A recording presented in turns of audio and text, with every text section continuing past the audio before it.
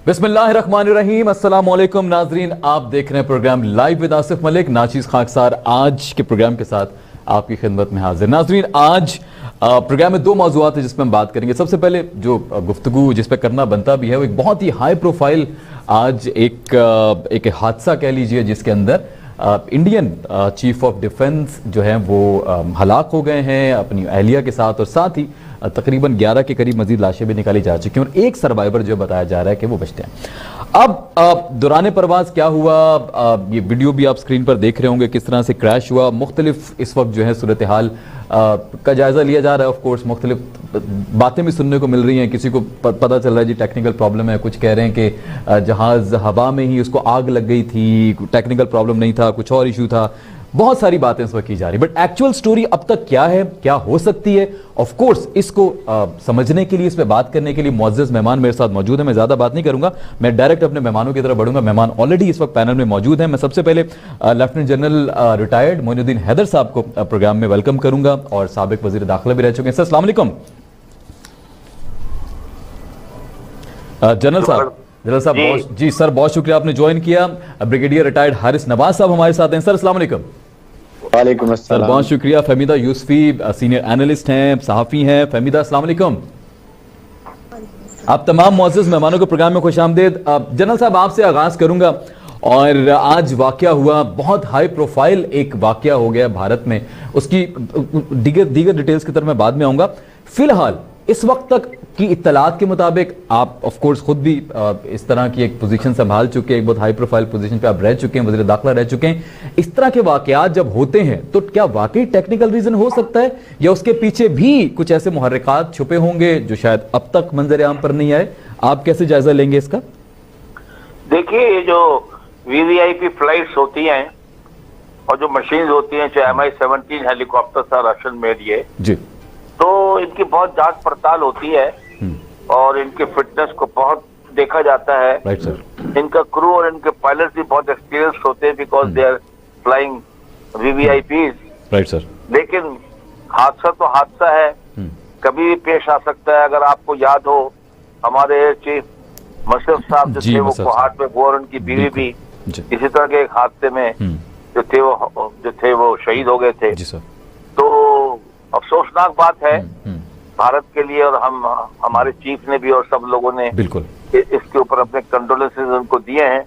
It is sad के chief of defence staff और उनकी बेगम साहबा भी साथ थी, वो जो है वो इस हादसे में हलाक हो गए हैं। और ये तो जो इंक्वायरी होगी तो पता चलेगा कि क्या वजूहात पॉसिबिलिटी हो सकती है, ठीक है, जिसकी वजह से ये हादसा पेश आया। सर अक्सर मैंने कहा कि इनके जो मशीनें होती हैं ये बहुत जांच पड़ताल और अच्छे क्रू के साथ होती हैं। That's the point. अच्छा सर, एक और चीज, अक्सर हम देखते हैं ऐसा कोई भी वाकया वहां पे होता है, खास तौर पे अगर अवाम से रिलेटेड हो या किसी भी फौजी बेस, फौजी शख्सियत के हवाले से, तो पाकिस्तान का नाम सुनने में आता है अक्सर।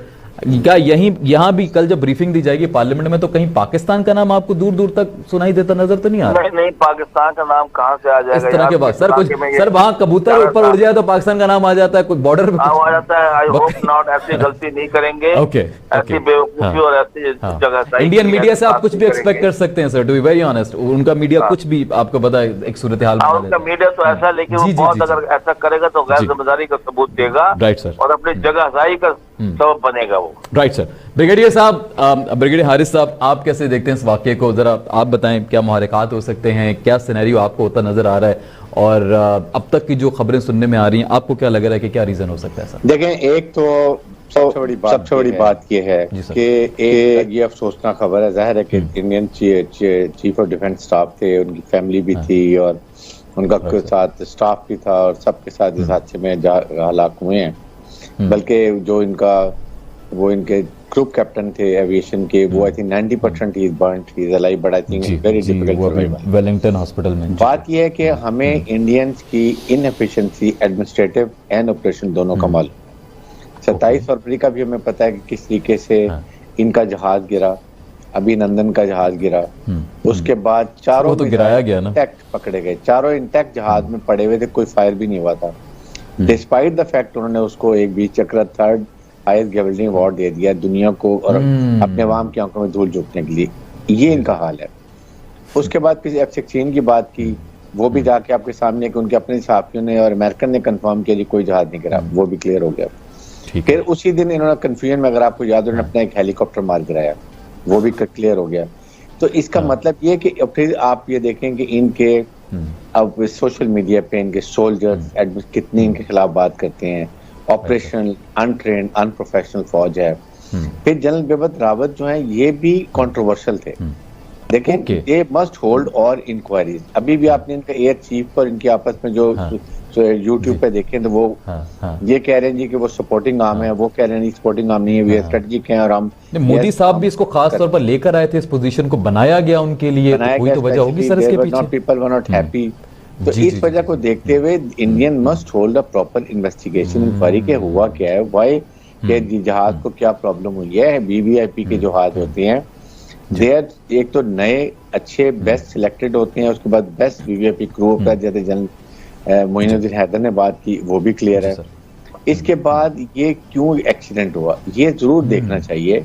और सर वो भी हेलीकॉप्टर है, वो कोई जहाज नहीं है, वो हेलीकॉप्टर है, वो लैंड कर सकता था। हेलीकॉप्टर कहीं भी लैंड कर सकता है, जहाज कहीं लैंड नहीं कर सकता, आपको पता है। उसके बावजूद अगर वो क्रैश हो जाता है तो लेकिन मैं एक बात बताऊं कि देखें, बिल्कुल ठीक है, हमारे वो हमें ब्लेम तो नहीं कर सकते, लेकिन जितनी उनकी इसमें खिफत हुई है, बदनामी हुई है मेंटेनेंस सिस्टम के ऊपर, प्रोफेशनल एफिशिएंसी के ऊपर, अपने चीफ ऑफ डिफेंस स्टाफ को वो प्रोटेक्ट नहीं कर सके हैं, इसके लिए अपनी अवाम की अटेंशन डाइवर्ट करने के लिए they can do anything. This is my point. अपने अवाम की अटेंशन डाइवर्ट करने के लिए दे कैन गो फॉर कोई ना कोई ऐसे एक्शन कर सकते हैं जैसे पाकिस्तान को किसी और चीज में मलाइन कर अवाम की अटेंशन डाइवर्ट कर दे कि ज्यादा क्रिटिसिज्म ना हो हमारे ऊपर।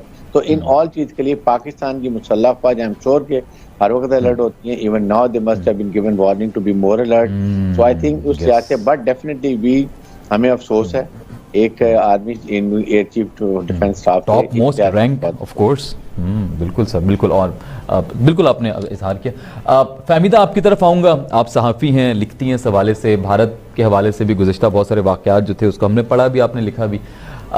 इस वाक़े को आप कैसे देख रही हैं, एक सहाफ़ी की नज़र से, एक एनालिस्ट की नज़र से, क्या लग रहा है आपको? देखिए, सबसे पहले तो हमारी जो पाक फौज की आला क़यादत है उसने जो ये भारतीय chief of defence Bipin Rawat की जो ये अलमनाक हादसे में हलाकत हुई है उस पर उनकी जानिब से फ़ौरन जो है वो इज़हार अफसोस किया गया है चीफ की जानिब से, नेवल चीफ की जानिब से। तो हमारी जानिब से तो बहुत सेंसिबिलिटी का और सेंसिटिविटी का मुजाहरा किया जा रहा है। अच्छा, जो सबसे बड़ा क्वेश्चन इस वक्त मोदी सरकार के सामने होगा और वो ये होगा कि वो अगला चीफ ऑफ डिफेंस स्टाफ किसको, क्योंकि बिपिन रावत जब 31 दिसंबर 2019 को आर्मी चीफ के बतौर जब जो है वो उनका रिटायरमेंट हुआ था तो उनके लिए मोदी हुकूमत ने ये चीफ ऑफ डिफेंस स्टाफ का ओहदा बाकायदा जो है वो क्रिएट किया था और जिसका साफ और वाज़े मतलब था कि वो बिपिन रावत की अस्करी खिदमात को मजीद कई साल तक उनका उठाना चाहते थे। और ये भी मैं आपको बताती चलूँ कि चीफ ऑफ डिफेंस का ये ओहदा उनके यहाँ 4 स्टार के बराबर है, यानी कि वो तीनों जो उनके आर्मी और एयरफोर्स और जो नेवल चीफ हैं उसके जो है ये बराबर था। और उनका नेशनल सिक्योरिटी में बहुत कलीदी किरदार था बिपिन रावत का। और जाहिर है कि उनके साथ जिस किस्म की कंट्रोवर्सीज जुड़ी हुई हैं और उनके स्टेटमेंट जिस तरह के आते थे, एयर चीफ के साथ उनकी अपनी जो एक लड़ाई हुई और जिस किस्म के 27 फरवरी को हम सब ने देखा था याद हुए। और उससे भी बड़ी बात मैं आपको बताऊं कि जो राफेल की जो खरीदारी है वो मोदी सरकार और बिपिन रावत और जो वो एक बहुत खतरनाक मामला है। तो इस वक्त मोदी सरकार के सामने एक बहुत बड़ा चैलेंज होगा, क्योंकि मोदी सरकार का प्रॉब्लम ये है कि वो जो ये बिपिन रावत वाला जो ओहदा था वो अस्करी से ज्यादा उनके लिए ये सियासी फायदा उठाने का और जैसे कि अभी खुद को स्ट्रॉन्ग करने के लिए जी कि मोजेस गेस्ट जो है वो बता रहे थे कि अनप्रोफेशनल और अनट्रेन्ड उनकी जो है वो क्या कहते हैं फौज है, जिस किस्म के वाकयात आते रहते हैं हमारे सामने, रोज कुछ ना कुछ होता रहता है। और हैरान कुन बात है कि अभी जब ये ब्लैक बॉक्स आएगा और तहकीकात होंगी तो पता चलेगा, क्योंकि देखें हमारे पास जो इन्वेस्टिगेशंस, अभी तो जाहिर है कि इंडियन मीडिया के स्पेकुलेशंस तो बहुत ही ज्यादा होते हैं और उस पर आम ना ही जाएं तो बहुत बेहतर होगा।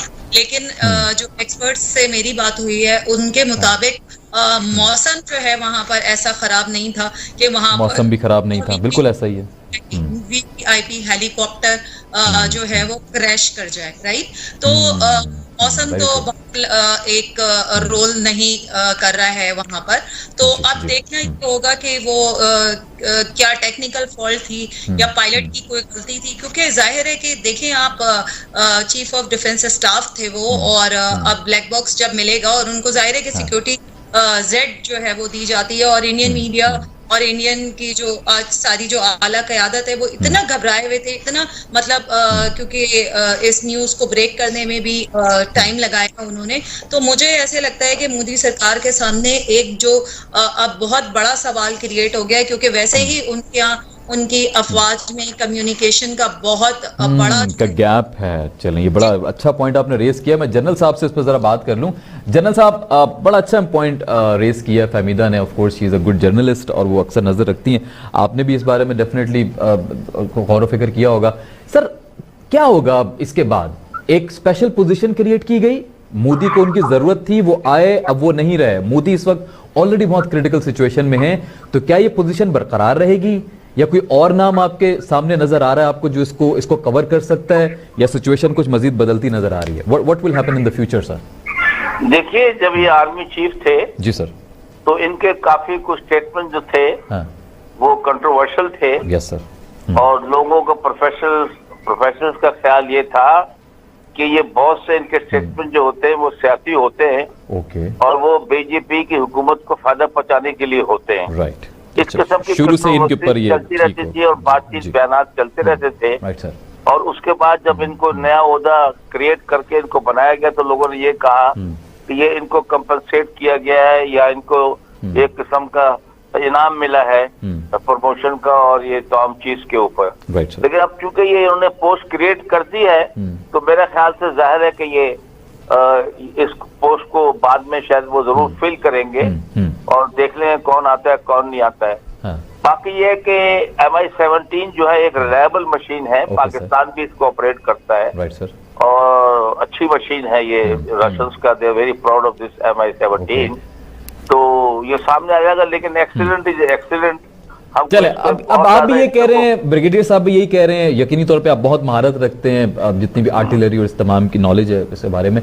अब थोड़ा ये भी बता दें कि आपकी जाती राय क्या लग रही है आपको? क्या वाकई कोई कार्रवाई हो सकती है? जिस तरह इनके कंट्रोवर्शियल स्टेटमेंट्स थे, शायद कुछ मुसल्लह फौज के लोग या बाहर के लोग खुश नहीं होंगे इनके साथ, तो आपको क्या लग रहा है, कोई चांसेस हैं कि कोई प्लान्ड कार्रवाई की गई हो?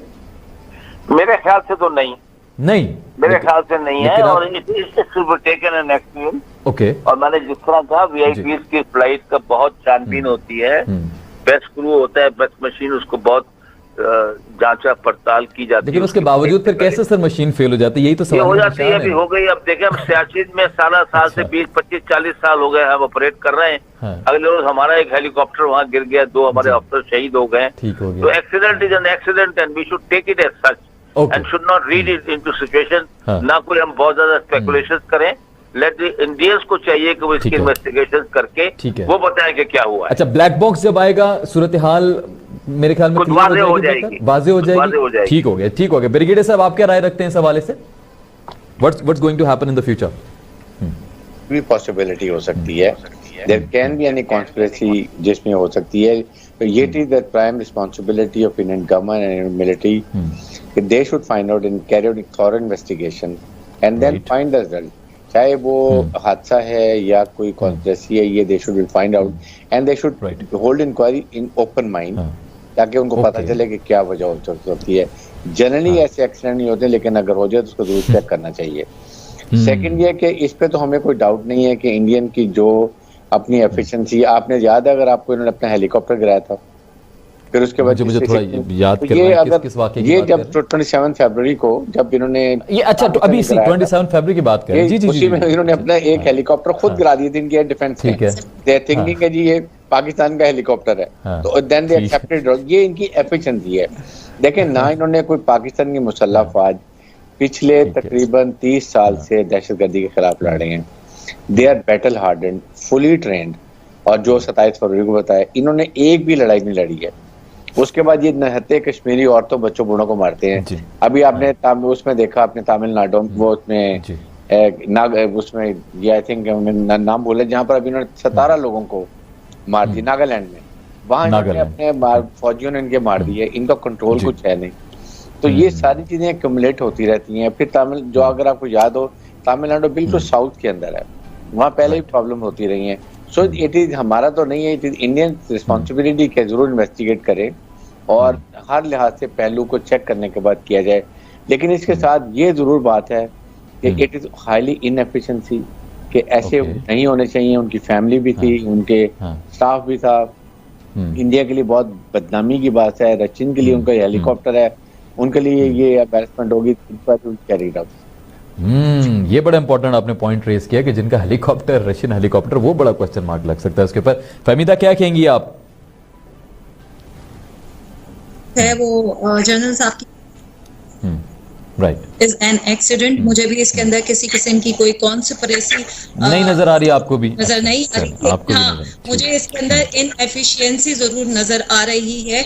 और जिस तरह के इंडियन एयरफोर्स के पायलट क्रैश करने में और क्रैश लैंडिंग्स करने के लिए मशहूर हैं, तो मुझे ऐसे ही कुछ लग रहा है क्योंकि MI-17V5 जो है दुनिया के बेहतरीन और जदीद तरीन ट्रांसपोर्ट हेलीकॉप्टर्स में इसका शुमार किया जाता है। और ये 17V5 इस वक्त इंडियन एयर फ्लीट में 80 के करीब मौजूद है।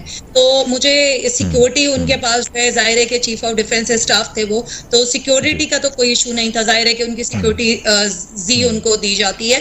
तो इसके अंदर मुझे कॉन्स्पिरेसी तो नजर नहीं आ रही। जाहिर है अब सिर्फ ये देखना होगा कि वो कितनी बुलंदी पर था और क्या जो है वो किसी किस्म का टेक्निकल फॉल्ट हुआ, तारों से टकरा गया, या जो है वो रास्ता भूला, या मतलब के साइड इफेक्ट हो गया पायलट का, या व्हाटएवर द रीजंस आर। लेकिन I am not seeing any conspiracy as well. Let's wait for the black box and the investigation as well. जैसे कि आपके एनालिस्ट कह रहे हैं कि जो है वो ओपन इन्वेस्टिगेशंस होना चाहिए, तो जाहिर है कि जब ब्लैक बॉक्स बिल्कुल होनी चाहिए। अच्छा, आपके माइंड में कोई नाम है? आपको लग रहा है कि कोई कौन हो सकता है, कोई साबिक या कोई अभी करंट कोई ऐसा उनका जो चीफ है किसी भी फोर्स का जिसको वो हेड बना दे? आपको लग रहा है ऐसा?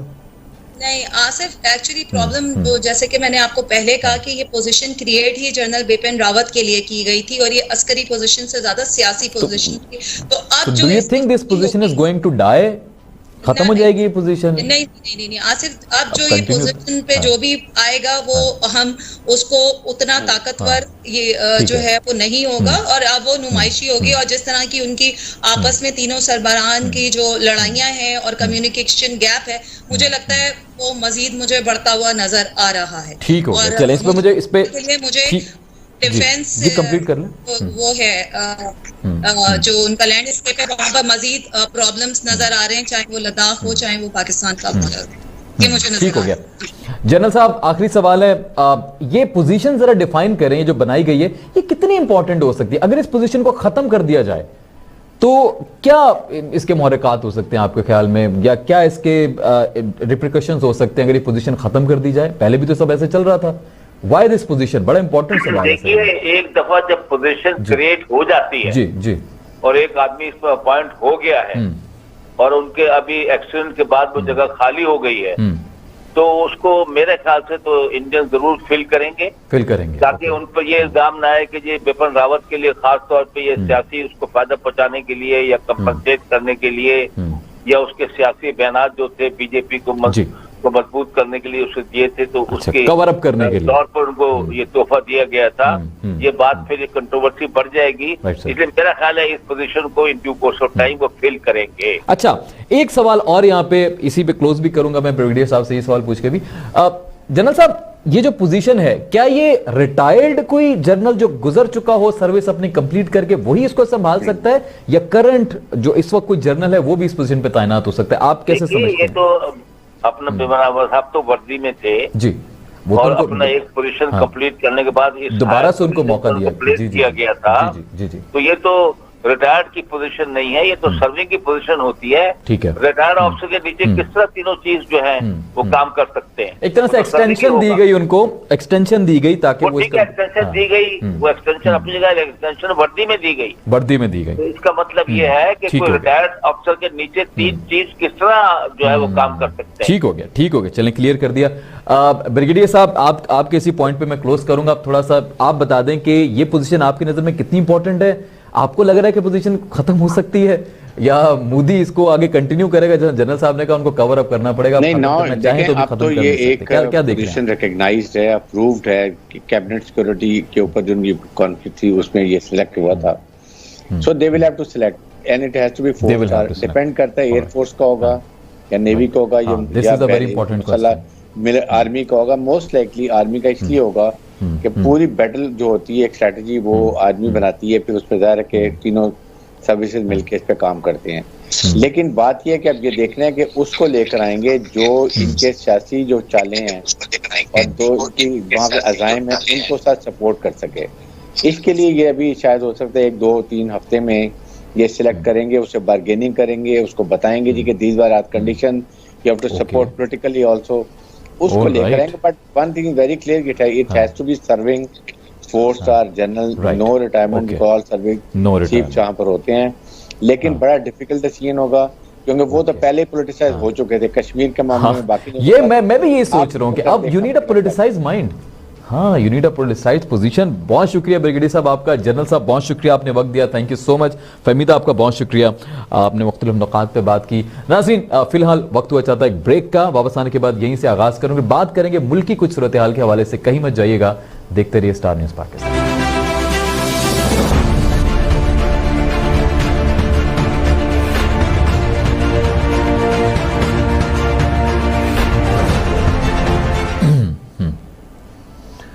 जी नाज़रीन, वेलकम बैक। लौट कर वापस आ चुका हूं और अब बात करेंगे मुल्क की सूरत हाल की। और दिन ब दिन कुछ न कुछ ऐसे वाक़यात सामने आते हैं कि आपकी जो रूह है वो लरस जाती है। ऐसे ही एक वाक़या फैसलाबाद में हुआ 1-2 रोज़ कबल, जिसमें देखा गया कि ख़वातीन के ऊपर बरहना करके तशद्दुद किया जा रहा है। और बाद में अब मुख्तलिफ कयासाराइयाँ कह लीजिए, ख़बरें कह लीजिए, जन्म ले रही हैं, मुख्तलिफ बातें सामने आ रही हैं। कुछ कह रहे हैं ख़वातीन का कसूर था, कुछ कह रहे हैं कोई और वजह थी। फिलहाल जो उस वक्त जो पहला इल्ज़ाम लगा था वो चोरी का लगा था, जो सीसीटीवी फुटेजेस में भी शायद आपने देखा होगा कि चोरी करती पकड़ी गई। बाद में दुकानदार जो हजरात थे उन्होंने वीडियोस भी बनाई और पहले दुकान में मारा, उसके बाद जो सरेआम जाकर उनके साथ मारपीट की। लोगों ने वहां पर जो देख रहे थे उन्होंने पुलिस को कॉल की, दुकानदार ने पुलिस को कॉल नहीं की। उनके कॉल करने के बाद पुलिस आती है, उनको पकड़ लेती है। तकरीबन 6 से 8 लोग इस वक्त गिरफ्तार हो चुके हैं, जिनका नाम उन तीनों या 2 या 3 खवातीन ने लिया था। अब मैं चाहूंगा कि मैं गुफ्तगू का आगाज जो है पहले मैडम से करूं, लेकिन उससे पहले जो रिपोर्टर है हमारे फैसलाबाद के, उनसे जरा एक्चुअल स्टोरी, आज की डेवलपमेंट जान लेते हैं। उसके बाद हमारी मौजूद मेहमान पैनल में मौजूद हैं। पहले मैं पैनल इंट्रोड्यूस करवा दूं अपना। सबसे पहले शबाना आरिफ साहब हमारे साथ मौजूद हैं, सीनियर एक्टिविस्ट हैं, वुमेन राइट्स एक्टिविस्ट हैं, उनसे बात करेंगे। मैम अस्सलाम वालेकुम। वालेकुम। शबाना साहबा प्लीज हमारे साथ रहिएगा, मैं रिपोर्टर की तरफ लाइव जाऊंगा। Barrister Uzair A K. गौरी साहब हमारे साथ हैं। बैरिस्टर साहब अस्सलाम वालेकुम। बैरिस्टर साहब, मैं आज की जरा ताज़ा तरीन सूरत हाल को जानने के लिए फैसलाबाद से हमें सलमान लुकमान ने ज्वाइन किया है, सीनियर रिपोर्टर हैं। सलमान अस्सलाम वालेकुम, आप मुझे सुन सकते हैं? जी वालेकुम सलाम। सलमान बहुत शुक्रिया आपने ज्वाइन किया। सलमान, ये बहुत एक अफसोसनाक दर्दनाक वाकया जो है वो देखने में आया। मुख्तलिफ खबरें सुनने में आ रही हैं, कुछ खवातीन को भी कसूरवार ठहरा रहे हैं कि कुछ गलती उनकी भी थी। कुछ वीडियोस में देखा गया कि वो शायद खुद उन्होंने इशू को आगे बढ़ाया। एक बड़ा तबका जो है वो मर्दों को डेफिनेटली, जितने भी मर्द कह रहा हूं या जितने भी शॉपकीपर है, जितने भी लोग वहां देख रहे थे, सब के सब इस जुर्म में बराबर के शरीक हैं। जिन्होंने वो वाकया हो रहा था तो कुछ नहीं किया और जिन्होंने वीडियोस बनाई फिर उसको फैलाया, ये तमाम तर सूरत हाल डेफिनेटली ये कानून को जो हाथ में लिया गया नहीं लेना चाहिए था। आपसे मैं जानना चाहूंगा इस वक्त की एक्चुअल सूरत हाल जरा बताइएगा क्या है और आगे क्या कार्रवाई आपको होती नजर आ रही है? देखिए जी, ये फैसलाबाद का इलाका है, मिल्ला टाउन, जहाँ पर जराये के मुताबिक जो है कागज सुनने वाली खवातीन पर मुश्तिल अफराद ने तशद्दुद किया और इनको जो है तहना करके जो है इनकी वीडियोस भी बनाई। जबकि पुलिस के मुताबिक जो है जराये बता रहे हैं कि जी मुतासरा खवातीन की जानिब से पुलिस को दी गई दरख्वास्त में बताया गया है कि वो जो मिल्ला टाउन के इलाके में जो थी ना, कागज सुनने के लिए गई थी, जहाँ चारों खवातीन पानी पीने के लिए एक इलेक्ट्रिक स्टोर में दाखिल हुई।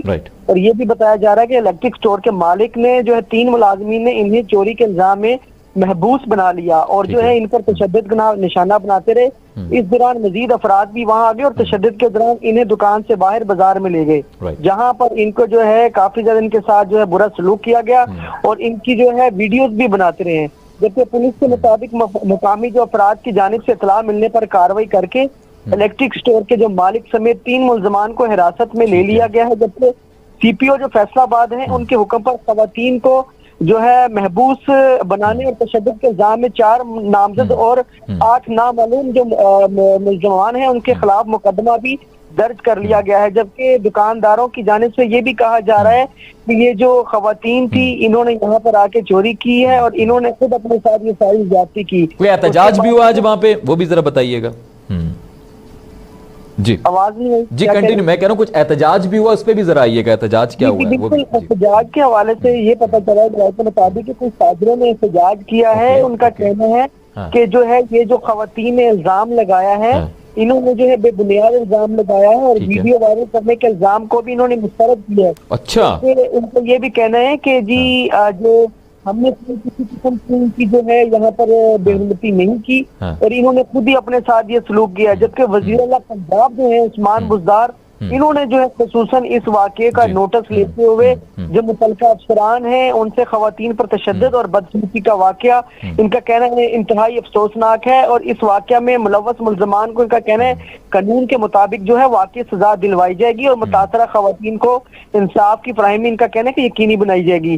जबकि वज़ीर आला पंजाब के मुताबिक जो है इनका कहना था कि इस तरह के जो वाक़े हैं नाकाबिले बर्दाश्त है, खवातीन पर तशद्दुद और बदसलूकी करने वाले मुल्ज़मान के ठीक हो गया। मैं चाहूंगा लुकमान आप हमारे साथ ही रहें, अगर कोई सवाल जन्म लेता है तो मैं चाहूंगा आप उस पर जरा बात करें। शबाना आरिफ साहिबा, मैं आपसे आगाज करूंगा। आज देखा आपने एक सिलसिला, अब तक की जो डेवलपमेंट आपको बता दी है, पकड़ा गया है, कार्रवाई की जाएगी, एक्शन ले रहे हैं, वज़ीर आला पंजाब ने भी एक्शन ले लिया, लेकिन इस तरह के वाक़यात जो हैं वो रिवायत बनते जा रहे हैं पाकिस्तान में। ख़वातीन के अगेंस्ट उनको तशद्दुद करना, हिरासा करना, उनके साथ रेप के वाक़यात, ये मुख्तलिफ वाक़यात हैं जो वक्तन फ़वक्तन हम सुनते रहते हैं।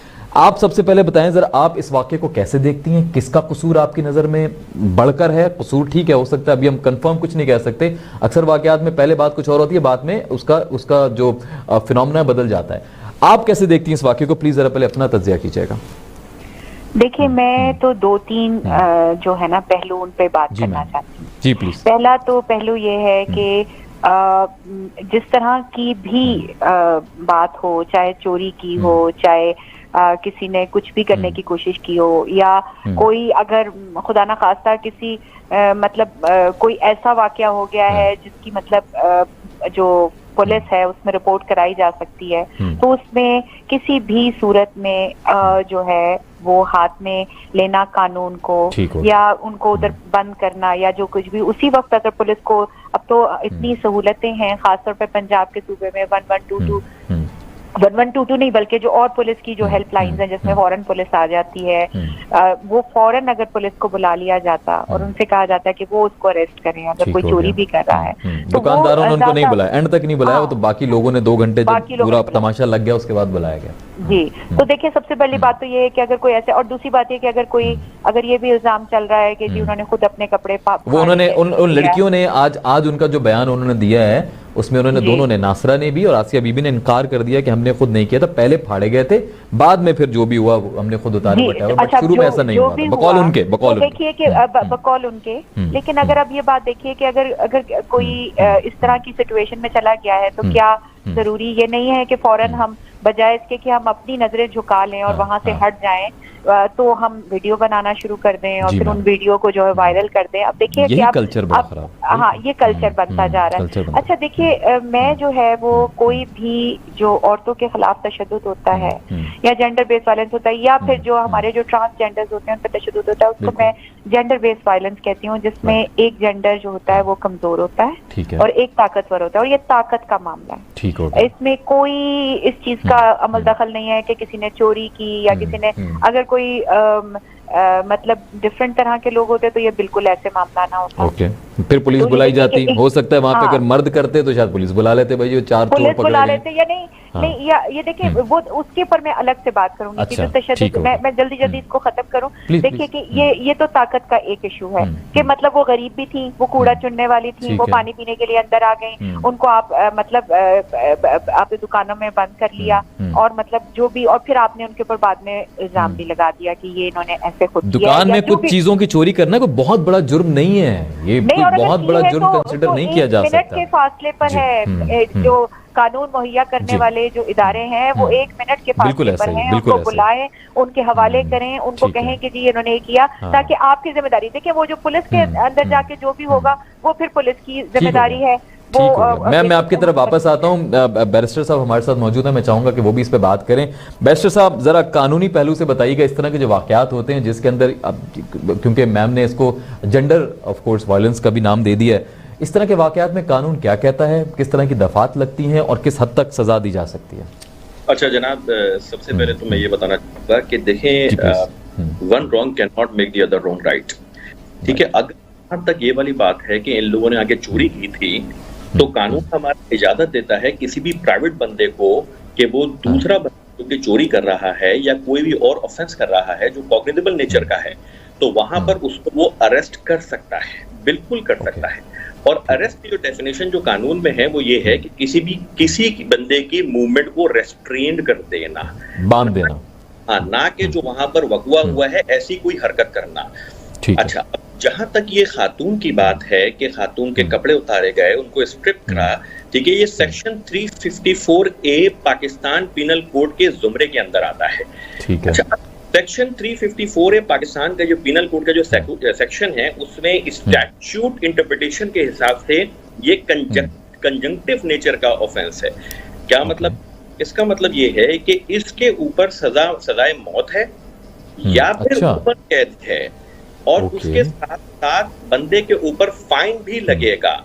अच्छा, अब ये जो वीडियो एविडेंस की जहां तक बात है, ये तमाम के तमाम वीडियो एविडेंस जो वहां पर बनाए गए हैं, ठीक है, first of all under P का जो है हमारे जो नया ऑर्डिनेंस जो आया है 2016 का, उसके तहत जो है जो लोग इंटेंशनली बना रहे हैं वहां पर एंजॉय करने के लिए उस सीन को, दे ऑल आर लायबल।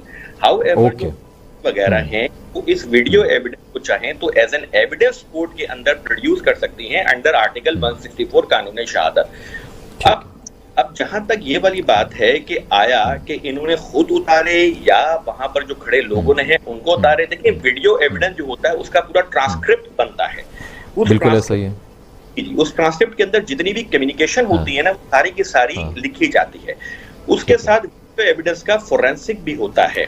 तो अगर ये चीजें मौजूद हैं और किसी तरीके से ये चीज अगर प्रूव होती है कि यस ये जो लोग हैं उन्होंने ऐसी हरकत करी है, तो सेक्शन 354 के तहत वो लायबल है, उनके खिलाफ ट्रायल भी होगा और उनको सजाएं भी होंगी।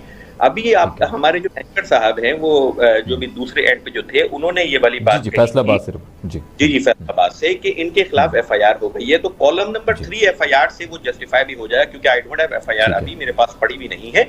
उसके कॉलम नंबर 3 के अंदर एफआईआर के अंदर ऑफेंसेस लिखे होंगे, जिसके अंदर 354A 100% लिखा होगा, जो कि इन आदमियों के खिलाफ होगा जिन्होंने वो वाली हरकत करी है।